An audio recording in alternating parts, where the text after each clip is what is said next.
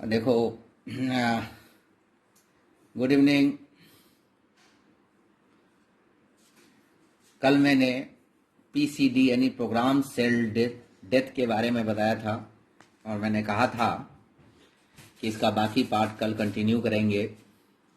तो आज हम टाइप्स ऑफ पीसीडी और क्या क्या होता है उसको बताएंगे। तो इसको दो तरह का पीसीडी होता है, टाइप 1 जिसको एपोप्टोसिस कहते हैं, टाइप 2 जिसको ऑटोफेजिक सेल डेथ कहते हैं। तो पहले हम ऑटोफेजी के बारे में बता दें, उसके बाद एपोप्टोसिस को लेकर के खत्म कर देंगे कहानी। ऑटोफेजिक एक इसमें साइटोप्लाज्मिक सेल डेथ होता है। साइटोप्लाज्म में इसमें लार्ज वैक्यूल्स का फॉर्मेशन होता है और जो कि सेल ऑर्गेनेल्स को एक सीक्वेंस मैनर में खा लेता है prior to destruction of the nucleus. Nucleus से पहले धीरे धीरे उसके ऊपर खा लेता है। इस तरह से जो सेल का डेथ होता है उसको ऑटोफेजिक सेल डेथ कहते हैं। Autophagy is a catabolic process that results in, यानी क्या क्या होता है ऑटोफेजिक में, autophagosomic lysosome degradation of bulk of cytoplasmic contents, यानी ज्यादा से ज्यादातर जो है अपने आप लाइसोसोम जो है उसको डिग्रेड कर देता है और वो सेल डेथ हो जाता है। एबनॉर्मल प्रोटीन का एग्रीगेशन होता है।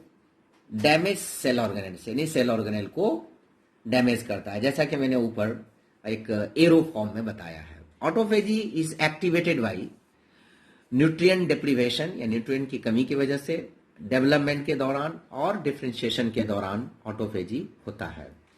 तो ऑटोफेजी चूंकि कोर्स में नहीं है इसलिए इसको शॉर्ट में करके खत्म कर रहे हैं।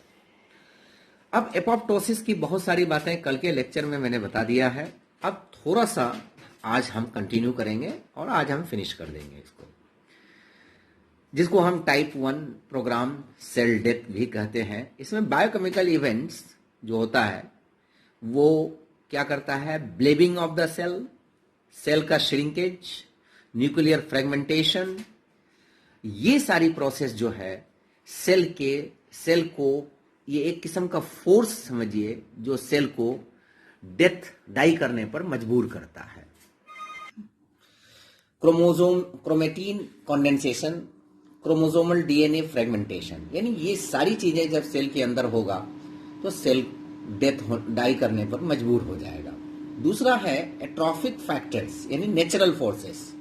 ये नेचुरल फोर्सेस है जो कि सेल को कंपेल करता है मरने के लिए, जैसे डिक्रीज्ड वर्कलोड, किसी सेल का काम कम हो गया, लॉस ऑफ इनर्वेशन, यानी एक सेल जो दूसरे सेल के बीच में लिंकिंग रहता है, डिमिनिश्ड ब्लड सप्लाई कम हो गया, इनएडिक्वेट न्यूट्रिशन,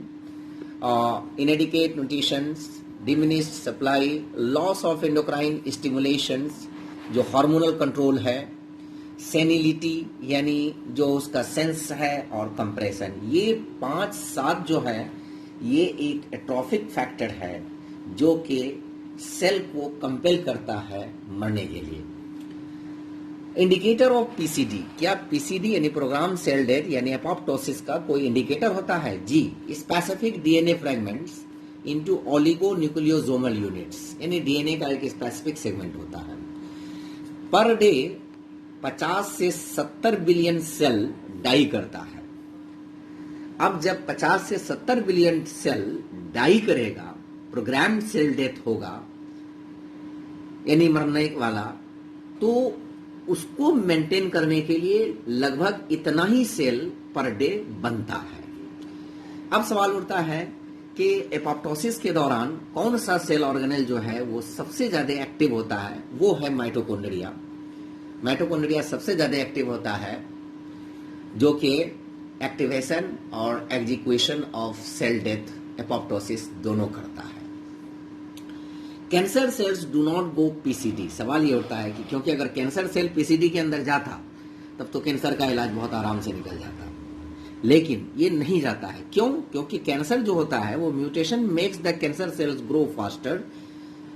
म्यूटेशन की वजह से जो कैंसर होता है या कार्सिनोजेन की वजह से वो सेल फास्टर ग्रो करता है और एक पार्ट से दूसरे पार्ट में तेजी से बढ़ता है और ट्रीटमेंट का रेजिस्टेंट होता है।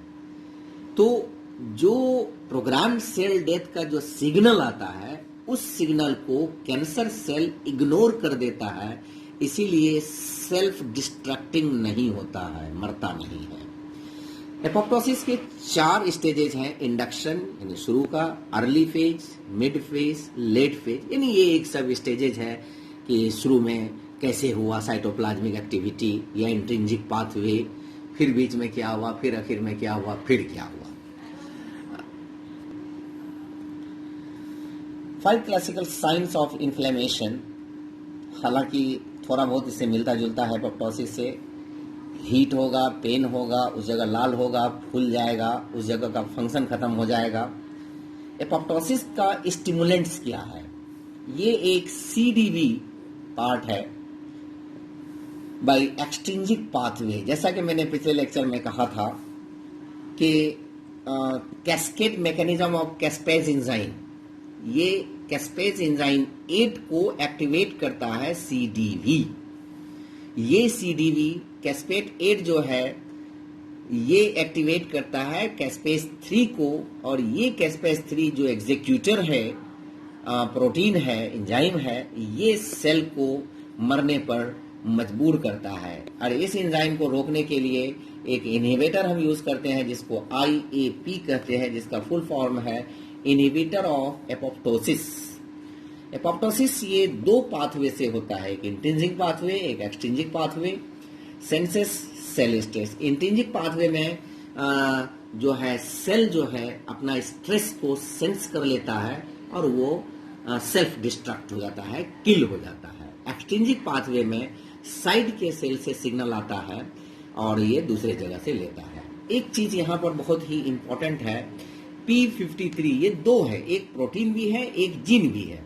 तो हम प्रोटीन के बारे में यहाँ पर बात करते हैं, तो इसीलिए हम यहाँ पर पहले प्रोटीन लिखे थे लेकिन बाद में जीन लिख दिए थे। और तो पहले प्रोटीन की बात करते हैं। ये एक ऐसा प्रोटीन है जिसको के P53 जीन जो कि 17th क्रोमोसोम पर ह्यूमन बीइंग में लोकेट करता है, जिसको हम TP53 भी कहते हैं, ट्यूमर सप्रेसर जीन, ये इसमें होता है जो कि P53 प्रोटीन को बनाता है। ये एपोप्टोसिस को लीड करता है और एक्टिवेटेड बाय ये दोनों एक्सटर्नल और इंटरनल दोनों पाथवे से होता है। ये न्यूक्लियस के अंदर इसके एक्यूमुलेशन को करता है और सबसे बड़ी बात यह है कि ये जीनोम के म्यूटेशन को रोकता है, जिससे कि सेल के अंदर स्टेबिलिटी होती है।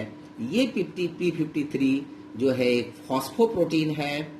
P53 क्या है? एक फॉस्फोप्रोटीन है जिसमें 393 एमिनो एसिड होता है। इतनी जानकारी मेरे ख्याल से काफ़ी है MSc के लिए और CSIR नेट के लिए। Thank you.